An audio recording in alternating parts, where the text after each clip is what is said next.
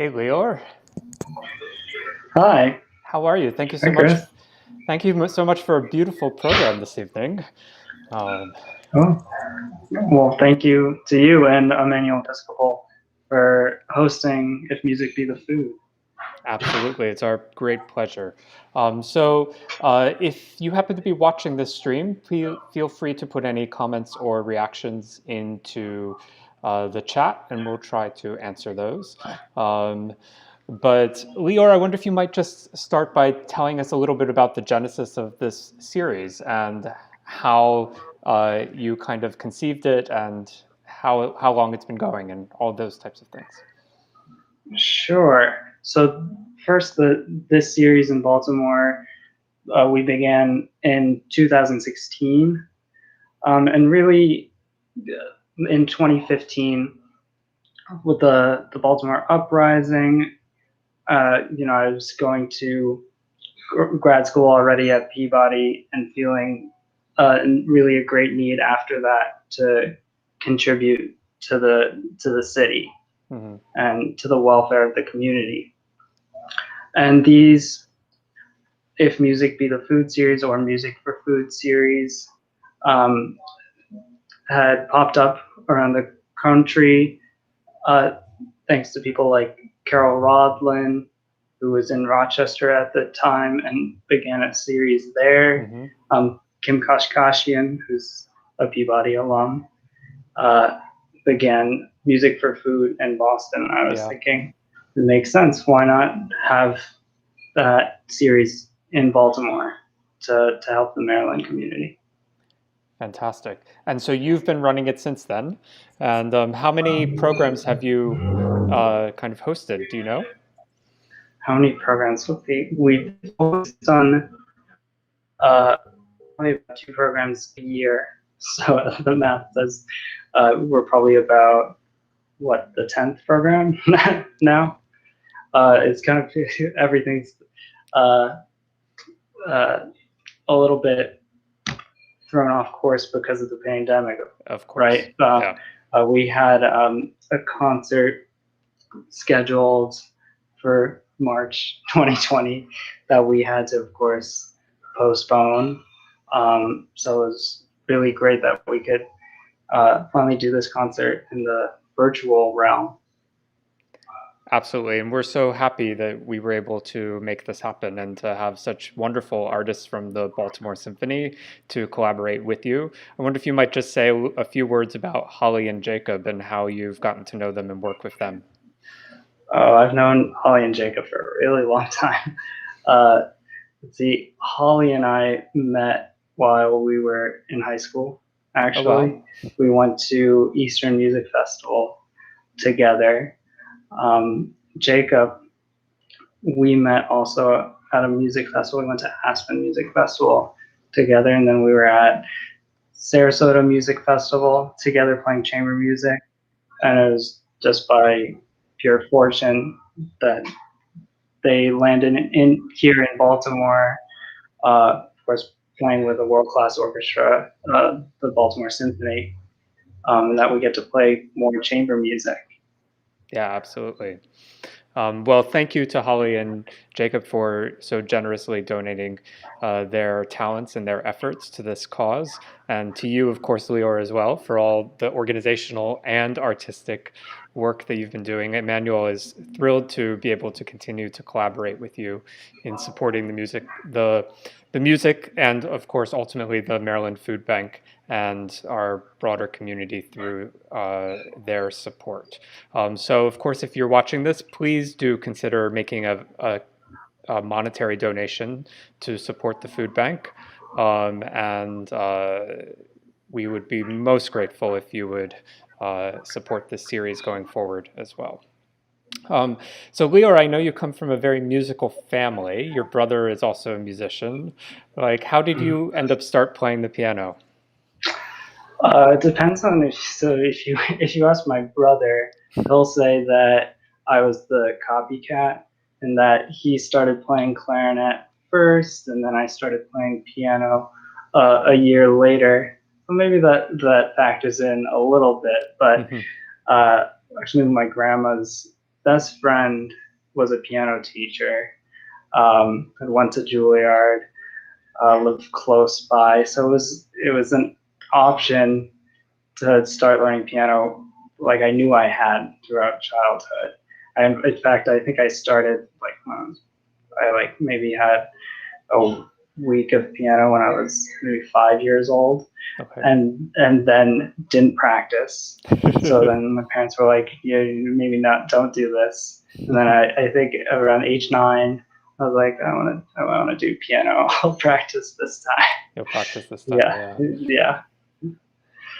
Yeah, I had a period where I didn't practice, and one of my first organ teacher was like, "Yeah, maybe we shouldn't be doing this right now." So, But I'm happy that I started to practice, and and piano uh, it gets more and more enjoyable, like when you're able to of course, play a wider range of repertoire. absolutely. So, So, how did you find your way to Baltimore and to Peabody and decide to stay for so long? Since you've been here for all of your degrees, right? mhm. Well, I was so lucky to meet my professor Young Hee Moon. She's just amazing woman teacher, influence. And I also, I guess a lot of these things come back to high school, to going someplace during the summer, and I it was kind of by pure chance I played uh, a concerto with a local orchestra in Florida where I was growing up, and someone in the audience says, "You need to go to this music festival in the Catskills," and I don't know, I didn't take it seriously because it's just like Yeah. someone in the audience just saying you need to do this, like take my contact information, and then it turned out that she actually somehow got a recording of that concert and sent it to the festival for me, Wow. Okay. and I just got a notice like, "Hey, you've been accepted to this festival with a scholarship," and I looked it up, and um, I saw that my current professor, Young Hee Moon, was teaching there, and I already heard great things about her, and I was like, "Oh, okay, well, I need to go to this," Absolutely. um, and just by uh, those series of fortunate events that I landed at Peabody in Baltimore, and I've had her as a guiding presence throughout all these degrees, uh, getting close to finishing my doctorate. Yeah, yeah. I read that you performed at Carnegie Hall when you were 19. What was that like for you? It was fun because it was Shostakovich First Piano Concerto, which is for trumpet and strings. It's also the trumpet plays this solo role. So it's just, and Shostakovich is so fun. It's like so Yeah. much playful music, so many quotations, just like quick character changes. Um, it was, yeah, and it was a really really rewarding experience. Were you in the main hall, I assume? It was in Zankel Hall. Oh, in I think Zankel. that's Yeah. like Yeah. the medium sized hall, which is I also fun because then it was full, so you like felt the energy of the audience while in front of you, and the energy of the orchestra behind you. It's absolutely. really exhilarating. Yeah, I really like Zankel Hall. It's like a fantastic space to hear music in because it's big, but it's still very intimate feeling in the way that it's set up. Mhm. Yeah, Yeah, it was perfect for something like that. That's a smaller size orchestra with just the strings and the trumpet. absolutely. I know that you do a lot of kind of new music commissioning. I wonder if you might say a word about the pieces you played this evening, the three miniatures. Okay, yeah. So, as you can tell, Elijah Daniel Smith is a fabulously talented composer. He just finished his first year of PhD at Princeton, Hmm. but we cross paths, of course, at Peabody, Yeah. where he did grad school.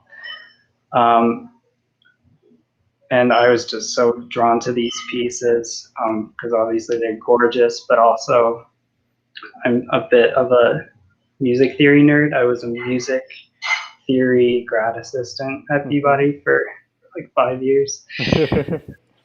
And what he does by using very specific intervals for each miniature, the motivic unity, the motivic economy is really satisfying from an intellectual standpoint too. So I like when you find an art that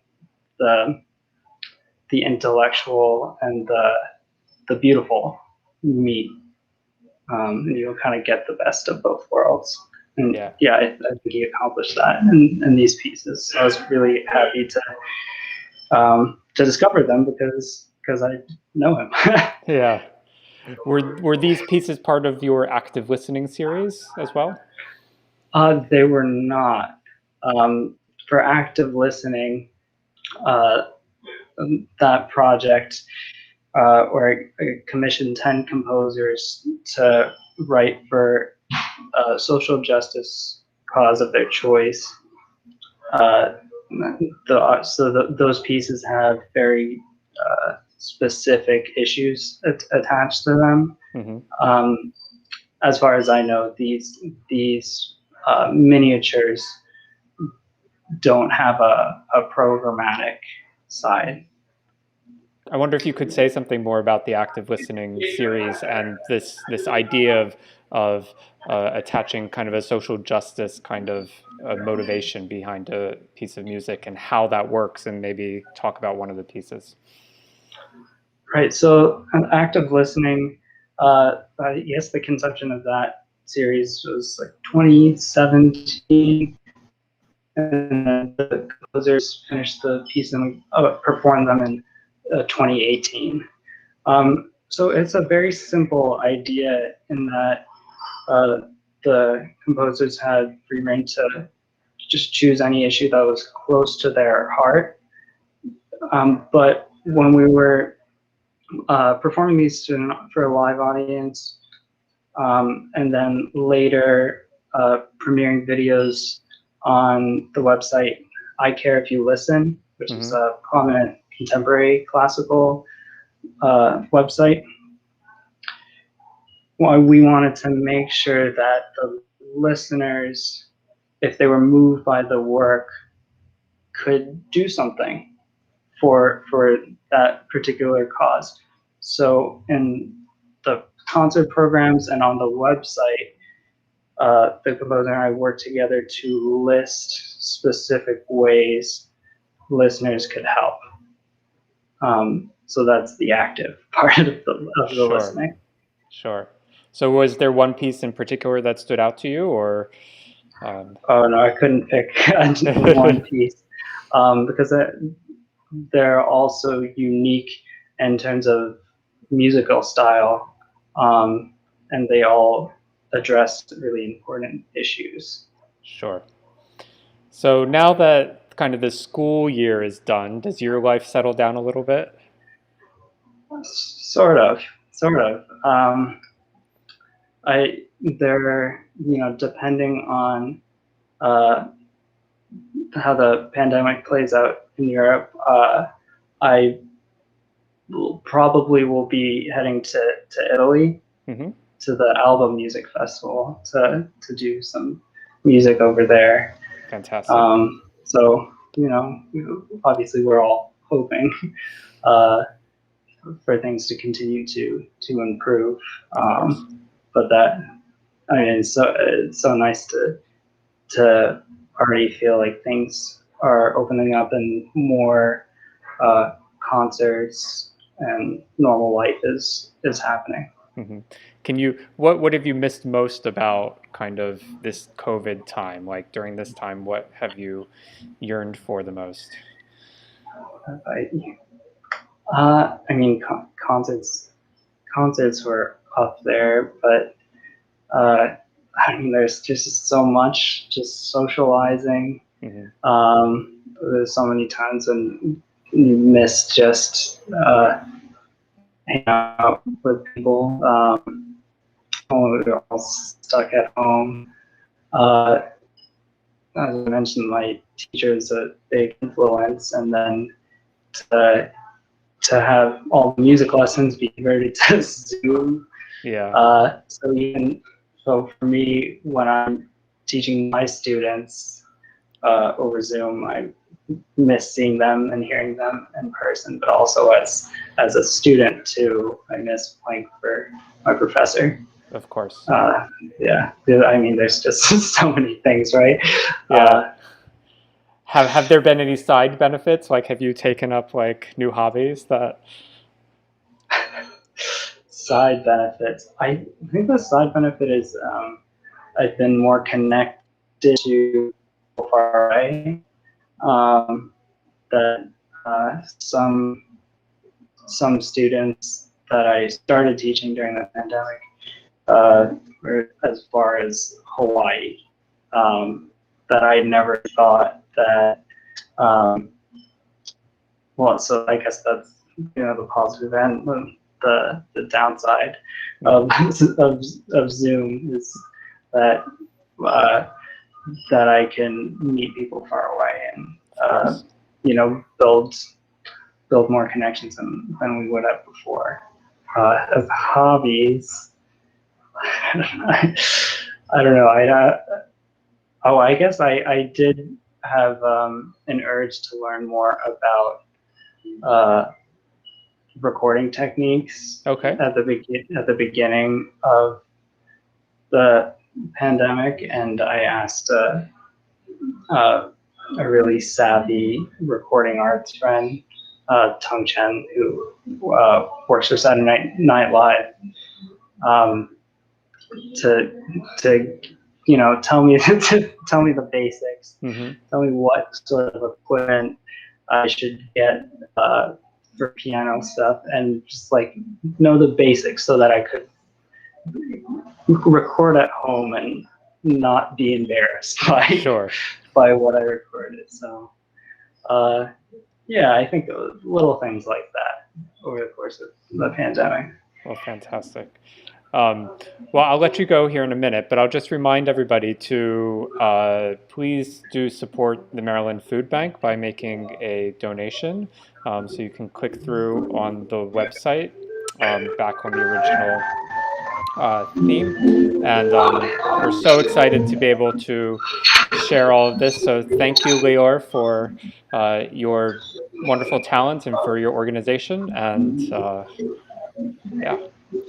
Yeah, thank you so much. Thank you so much for having If Music Be the Food on the Music at Emmanuel series. And I'll echo that sentiment to please consider donating to our virtual food drive. Absolutely. Yes, so please make a donation, and next time we'll be in person, I hope, back at Emmanuel. So All right. look forward Sounds to good to that. me. Okay. Thanks, Lior. Have a wonderful evening. Okay, you too. Okay. Bye. Have a good night.